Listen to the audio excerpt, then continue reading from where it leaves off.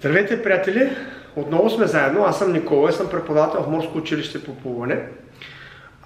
Днес искам да започна една поредица от видеа, в която да ви представя на всеки един стил. Ще започнем с крола. Основни грешки, които се допускат на всеки един стил. Ще започна с крола, защото крола е най-масов и при него говорим за начинаещи, грешки при начинаещи, не говорим за високо спортно майсторство.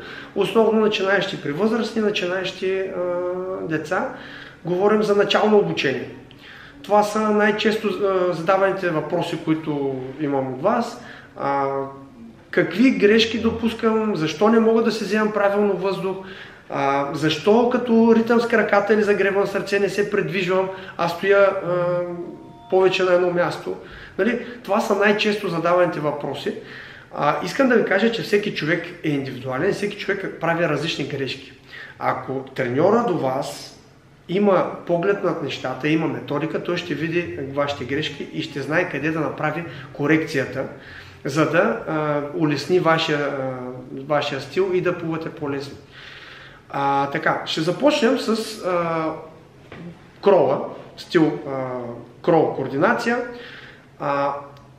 Започваме от основата на всеки стил. Това са краката. Краката, положението на краката, как трябва да ритат, как точно става самото движение на краката, кои са най-често допусканите грешки. Повярвайте ми, има 6 или 8 акцента, които трябва да се направят. Да, наистина доста са и аз мислех, че няма да са толкова, но наистина има доста акценти на краката. Положението на тялото, какво трябва да правим с тялото, когато плуваме. Положението на главата, къде трябва да се намира главата. Най-важното нещо, дишането. Как да вземаме въздух и как да издишаме във водата. То трябва да стане нормално, както е на сушата. Как точно става дишането. И на последно място, но не по важност, това са ръцете. Масово хората наблягат на ръцете и игнорират крака, дишане. Много е важно как ще започнем да движим ръцете, как ще ги насочим ръцете, пренасенето, фазите на загребването, пренасене на ръката, избутването до края, завършването на движението. Доста неща има, доста акценти. По-подробно ще обясня за тези неща. Надявам се наистина така в детайли да покажа, малко по-детайлно да покажа и да разясня това нещо, защото има информация, но е на английски. Информация няма на български и няма обяснение в детайлност. Ще се радвам да поставите по един лайк или да се абонирате за канала, ако ви хареса това видео. И не забравяйте, ако тренирате при треньор и нямате резултата от 3-та до 5-та тренировка, може да се замислите дали треньора има добра методика и дали ви помага да си улесните стила. Благодаря ви и приятели напред. Както казахме, започваме на стила крол координация. Ще започнем първо от възрастните, начинаещи възрастни. Ще видите при тях как се случват нещата. Първоначално искам да обърна внимание на краката, а именно грешките, които се правят, когато се рита с краката. Краката са основния, така наречен, те дават основния тласък на тялото, който поддържа положението на тялото в една равнина, така че да няма съпротивление и да усещаме как тялото се плъзга, съответно колкото повече плъзгаме, толкова по-малко се изморяваме. Ще започнем от някои грешки, допускани при краката, при ритане с краката, а именно това са, първо почваме с така наречените движението на краката, движим краката от глезените. Движението на краката от глезените не трябва да се случва. Глезените се фиксират, изпъват и движението идва от колянна става и тазобедрена става. Краката трябва да се получи къмшичест удар с краката, трябва движението да е късо и завършващо. Т.е. да няма голяма амплитуда, да е къса амплитуда, завършващо движение, за да може къмшичестия удар да не избутва напред, да усещаме тласъка, който се създава с върха на пръстите. При гръбен крол и крол координация основният тласък на краката идва от върха на пръстите. Започваме с това упражнение, което повечето хора го правят грешно, т.е. движат клезените. Сега ще видите, значи, успоредно с моето обяснение ще има нагледно, ще показват нали, в случая обучаващите. Първо, движението от глезените на краката, то не трябва да се случва, може да го видите на картината. Второ, прекаленото сгъване на краката от колянна става. Ако сгъваме много и отваряме краката твърде много, с голяма амплитуда, също ще се получи голямо съпротивление и няма да усетим този тласък. Другото грешно движение, което се прави масово, отваряне на краката в страни. Когато краката са в страни, също прекалено много отворени, също не може да се усети тласъка. Трябва да са залепени един до друг. Т.е. да няма отваряне на краката в страни. Трябва да са залепени, да са изпънати назад, върха на пръстите да усещаме горе и максимално да усещаме движението. Четвъртото, ако не се лъжа така грешно заучено движение, това е така наречените треперещи крака. Когато има статично движение, но няма динамика. Т.е. краката треперят, а няма движение, няма динамично движение. Тогава стоим реално пак на едно място и не усещаме тласка на краката. Другото така голяма грешка, която се допуска, изнасянето на таза нагоре и натискането на колената надолу. Нали? Прекаленото сгъване на краката, не отваряне, не прекаленото отваряне на краката, а прекаленото сгъване в коленете и дигането на таза нагоре. Така коленете натискат към дъното и съответно пак не може да усетим хубаво тласъка на краката. Сега, реда, по който ще покажа, първо показвам за възрастни. Ще видите на възрастни как го правят във водата, над водата и под водата, също така. След това, по-отделно, в зависимост от възрастта на детето, съответно ще показвам според възможностите на децата. Значи има по-големи деца, които имат по-големи възможности и мога да им кажа по-трудни неща да показват. Но въпреки това грешното заучаване на движението и на тях им е трудно да го покажат, тъй като вече са научени да ритат правилно. Ще видите на определена група деца и най-малките деца, даже имам 3 на 4 годинки, които ще покажа. Всяко дете, всеки човек си има особеност, по различен начин рита и извършва движенията на краката, всеки. Но ще се стремя максимално на всеки един човек отделно, нали, да обясня така подробно.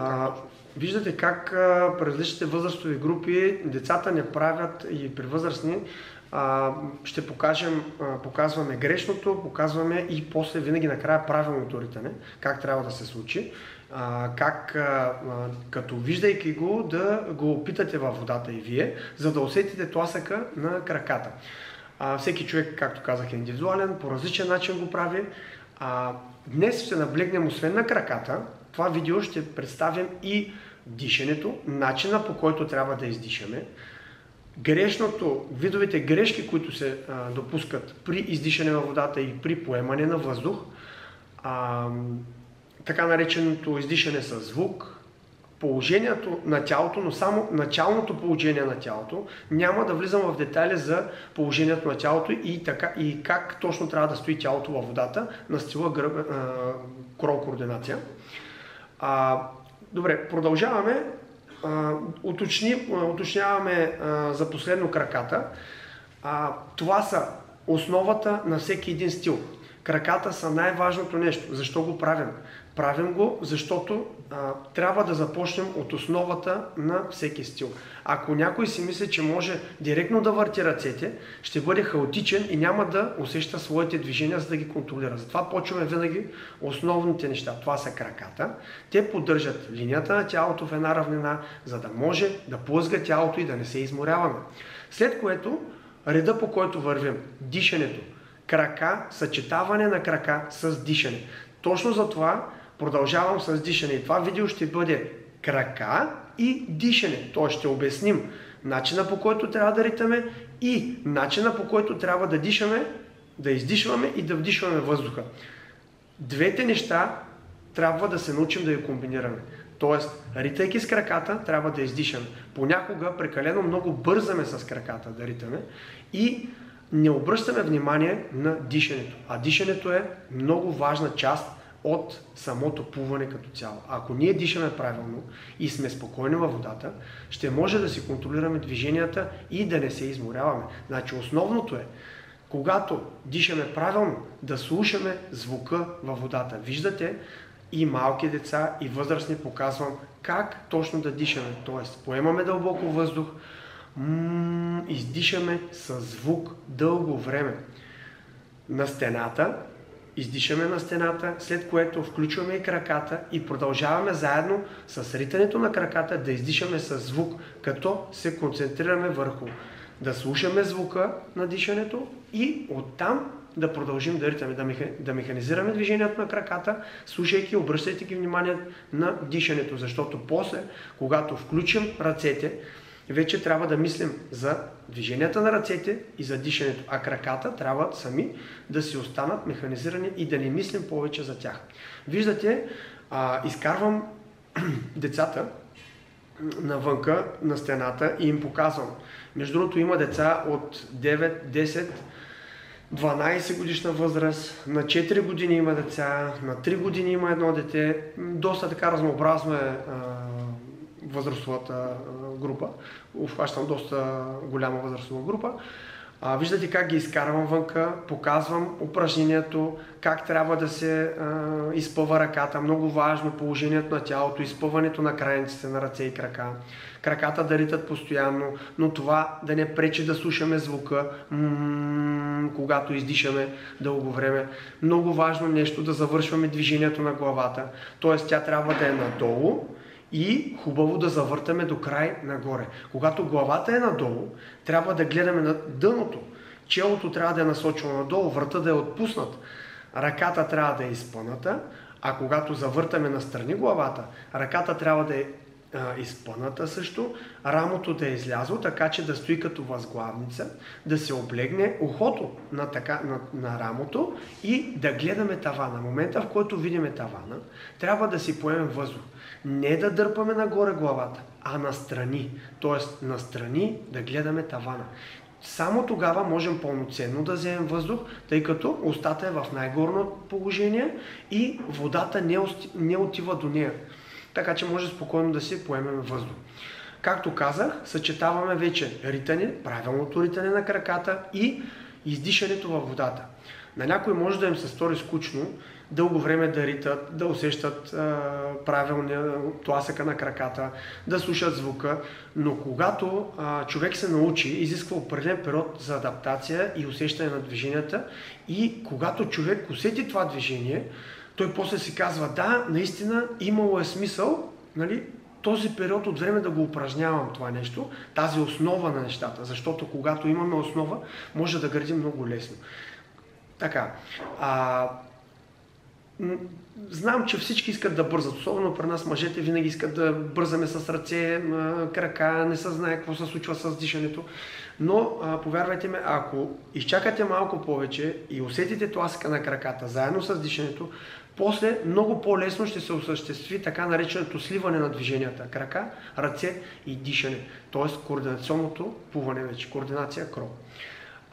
Другото, което искам да кажа е, че виждате на някои на възрастните и при децата давам помощни средства.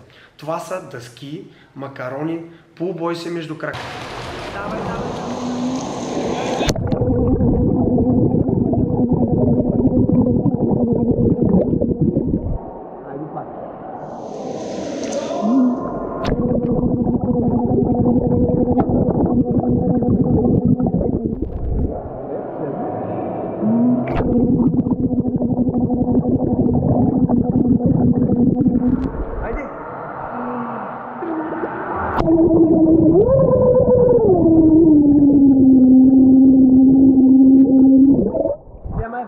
Звук да има още от начало.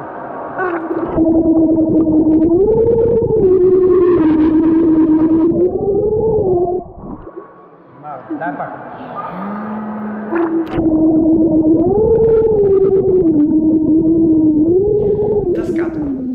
когато държим дъска, ние имаме опора.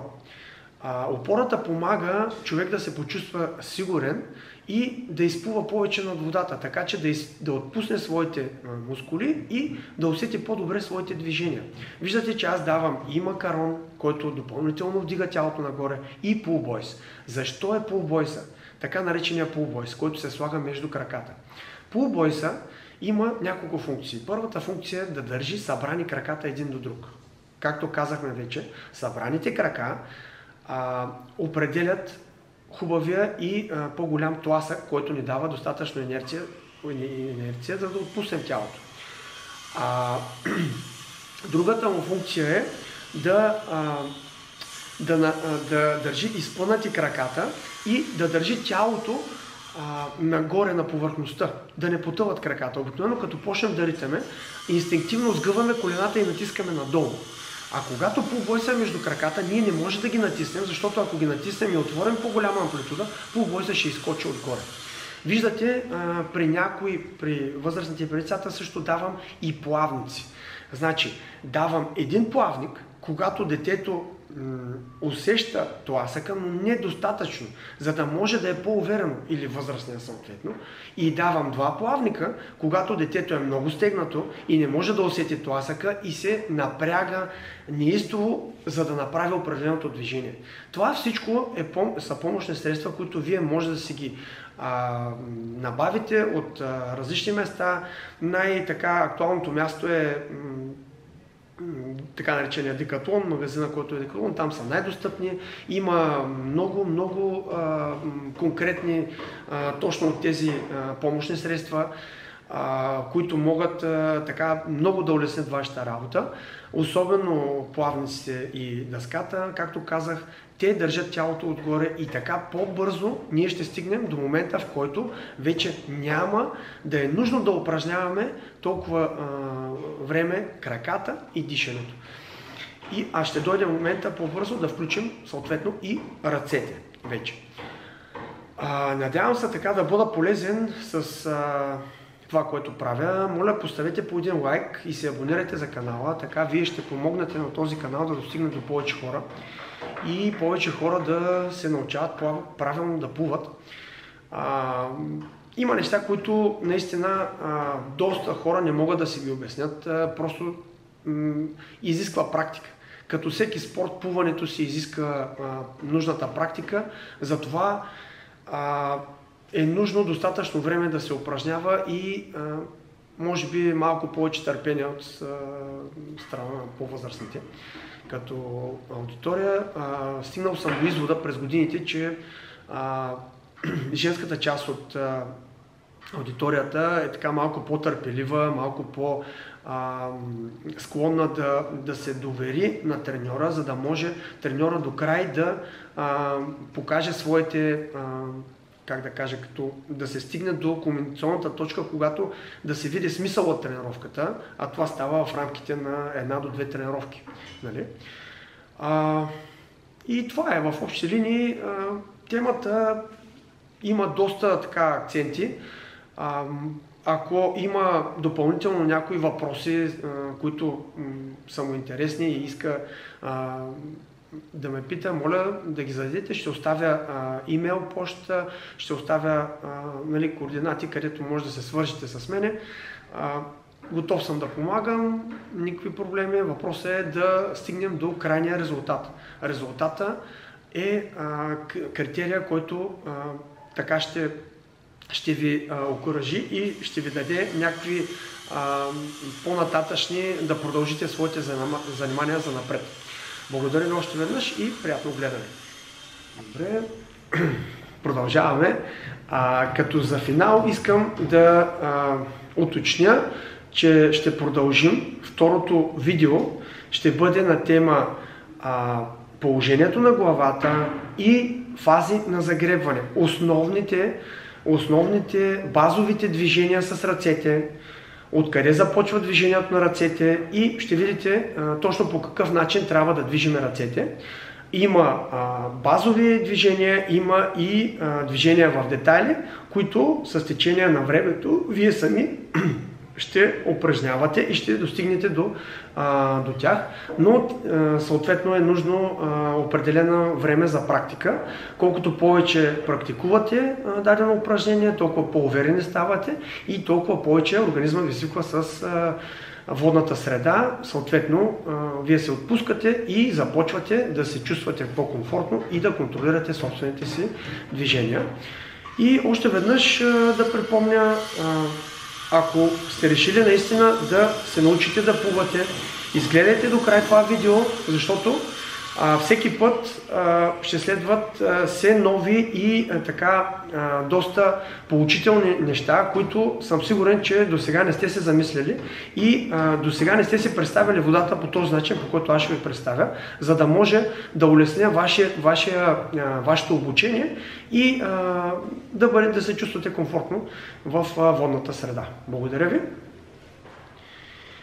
Ако наистина ви хареса това видео, моля, абонирайте се за канала, така вие ще помогнете да достигне до повече хора тази информация, за да могат повече хора съответно да се научат правилно да плуват и да усетят ефекта от уроците, които правим заедно.